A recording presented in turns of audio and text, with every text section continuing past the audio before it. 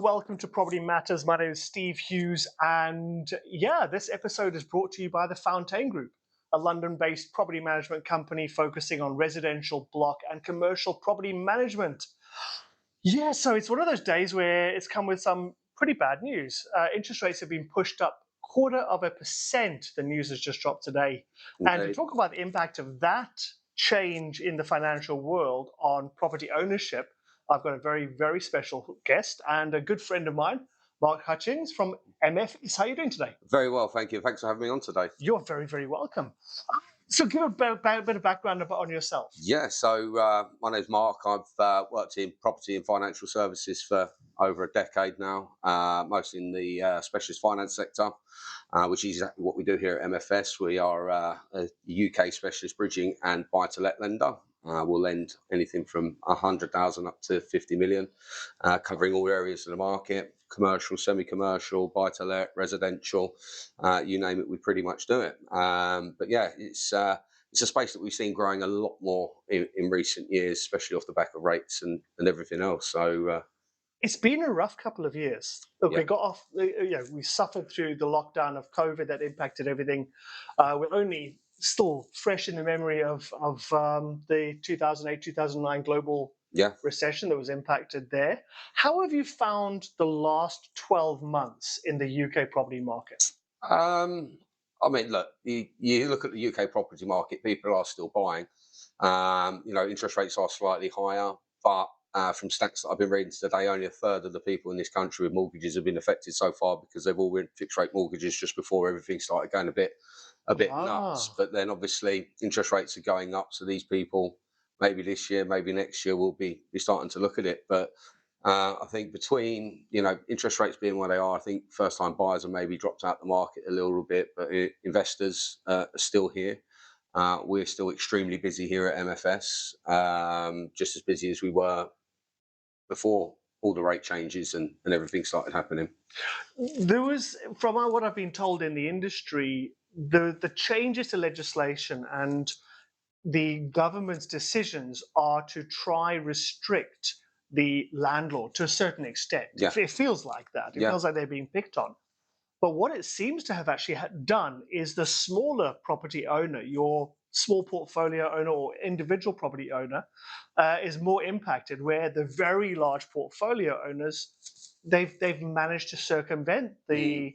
the restrictions. They've been able to weather the storm. I think it's there's obviously lots of sort of bits people talking about at the moment, which is Section 21 and the EPC and various other things. And yeah, it does constantly seem like landlords are given a hard time. And I think you'll find more of the, like you're saying, people with a couple of properties may not be able to manage it and everything else. If you're a large portfolio owner, you'll take this time to reevaluate what you're doing. You'll offload some of the stuff that isn't maybe performing as well, but you still have a lot of stuff sitting there in the background still. And I keep hearing a lot of people saying, "Oh, buy-to-let investors, 500,000 buy-to-let investors are going to be selling out this year and everything else like that." But they're going to be bought by other buy-to-let investors, Correct. the properties that they're doing. And I was reading an interesting stat the other day that over 100,000 buy-to-let owners hit the age of 65 every year. So there's an unbelievable amount Wow. of buy-to-let owners in this country which are near retirement age, which will maybe take a time like this to think, do you know what? Now's the time to sell up. Now's the time to start looking at other things, maybe, or just kick back and do nothing. So, this again, it's everyone's situation is different, and but yeah, I think the more professional landlords that do it day in day out will navigate it slightly better. I think. So you think there's more of a dynamic shift from your first-time buyers now not able to now being more the more experienced larger portfolios buyers taking a much larger share of the market. Do you think that's really an expected reality? Well, I mean, look, it is a buyer's market at the minute, and there are lots of amazing deals out there at the moment. So, people with big portfolios with low LTVs might use this as an option to try and release a bit of equity from those portfolios and sniff up some deals. I mean, there's so many different things going on within the market. I mean, it's hard to just talk about sort of one thing, but we're finding, professional landlords, they're still going on. We still do a tremendous amount of buy-to-let inquiries here at MFS.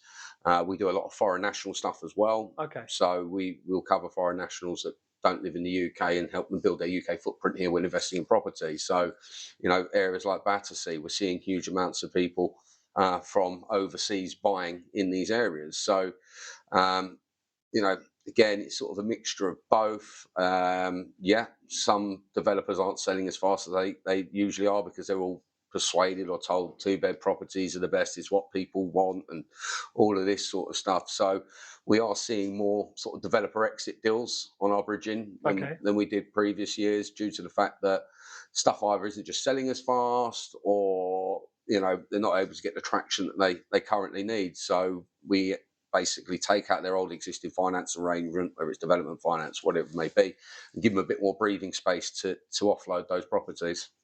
Where the property prices have been growing steadily and consistently for a Yeah. long time, there was a hope, almost false expectation that the prices are going to start coming down.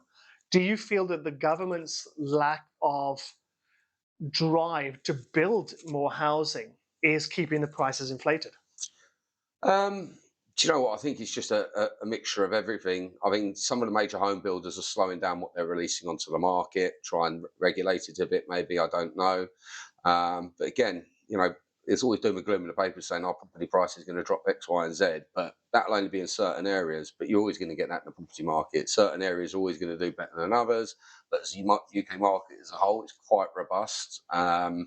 So that's why I don't really pay attention to what the newspapers say. I look at real facts and figures and Yeah. what people are doing. Well, you got divorce rates going up, which means you're going to have a demand for more Yeah. property, more and more young people entering the market for the first time. How has Brexit impacted property as a whole over the last 12, 24 months? To be honest, from what I see, not a lot. Okay. There's obviously certain bits and pieces, but for us, I always see an active market. So again, there's some changes which will be coming into place that may affect landlords. I mean, there's a lot of stuff like the Help to Buy scheme as well. That being removed was a big hit for property developers, and I think it's something that would need to be bring back if we're going to start reinvigorating the There UK was property. talk about something like along the lines of it being brought back Yeah, in one form. yeah. So again, voting season, isn't it? So Everything gets done. and you're guaranteed to get a win, Yeah. aren't you, if you bring something like that back? But then, interesting enough, I've been looking at, there are some products coming back onto the market. Skipton have just launched a 100% mortgage. Oh, really? Yeah, Okay. and I think obviously the criteria for that is anyone over the age of 21. And it's I think it's if your rent is higher than your mortgage, and you can demonstrate you've been paying the rent for the last 18 That's months. interesting because I know that's been a problem for a long time. Yeah, People are being rejected for a mortgage, even though their rental payment, which they've been paying for a yeah, substantial amount of time, has been higher. yeah. That's nice. So, Skipton. Skipton, yeah. Well, it'd be interesting to see how it pans out for them Yeah. because, if you look at it statistically, 2008 jumps to everyone's mind. But as soon as you talk about 100% mortgages, because it is scary if you're lending money to someone that's got no skin in the game, they've effectively got nothing to lose. So if you've got 200 grand of your own money sitting in a property, you're going to be more inclined to make sure Mm. you're up to date and you don't mess around with it. With the today's interest rate increase, what does that uh, bode for the next 6 months? Do you expect there to be more? More increases? I think we may have another one in June. I mean, a lot of people that I speak to are guessing we may hit 5, and then things will start to plateau out. But then if you look at sort of swap rates on your swap rates for 5-year fixes at the moment, they're slightly lower. So that's why a lot of lenders at the moment are trying to offer 5-year fixes. But then it's sort of, you've got a bit of both. You've got the people that don't want to lock in at a higher interest rate than they're normally used to. So they're sort of sitting back and waiting to see what happens. You've got some people that, guessing the markets that the rates are going to go down, so they'll be on a tracker. But there'll be a lot of people on tracker rate mortgages today that are a bit, because obviously it's going to affect what they're paying. But I know large portfolio landlords which have properties in excess of 50 million on a tracker at the moment, and they're confident that they're going to see the benefits of it in the next 12 to 18 months. So not all doom and gloom. No, I mean, your wheels of industry keep turning. It yeah, might be different demographics yeah. turning the wheels. Well, I always think positive when it comes to these things, and I can only judge on what I see and what we actively do here at MFS. And we're very busy. recruiting daily just to keep up with the uptake of deals that we've currently got going. We're finding a lot more mortgage brokers that wouldn't normally do specialist finance are now moving into this sector for multitudes of reasons.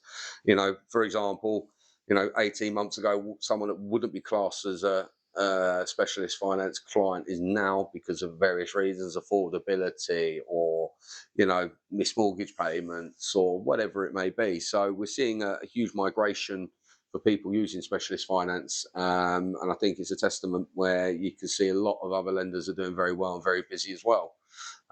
So again, it's the papers like to think it's all bad, but as a professional working with professionals, we see a lot of deals happening, and we don't see any real slowdown at the minute. Yeah, media tries to push a bad narrative, a negative What narrative, sells because that's what papers? sells papers. Yeah, Yeah, but it's nice to get a professional's point of view and to yeah, see that there is scope on the horizon. So, if you were to give any advice or counseling to someone getting into the property sector for the first time yeah. over the next 12, 24 months, what advice would you give them? The main thing I always recommend to people: get yourself a good finance broker.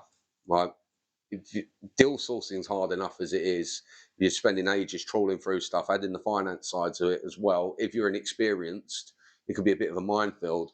So having a mortgage broker is worth its weight in gold, because they're constantly updating what's going on in the market. The Okay. lenders they work with are constantly telling them about what products are coming up, what rates they're offering.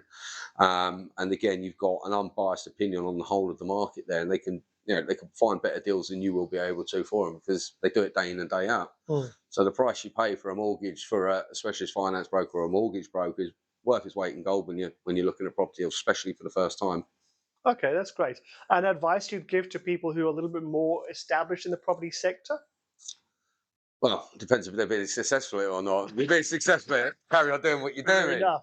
If not, it's time to reevaluate. And I think, I always say to people, make sure your numbers are right. Make sure when you look at something, you include everything. The amount of people that I know that are professional property buyers, but they don't account for some of the stuff, your taxes, your finance costs, all these things that sort of add up, and as well, especially people that buy stuff in auction. I mean, last year I went to a couple of auctions last year, and there were properties people just hands up, bidding on stuff that's probably 30, 40 grand more than's ever been sold on that road. Wow.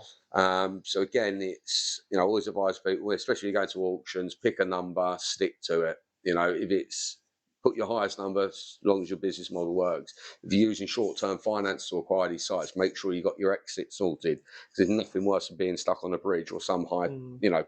a slightly higher interest rate for an extended amount of time, because that just eats away at your profit margins. Bridging finance is there to do what it says. It bridges the gap.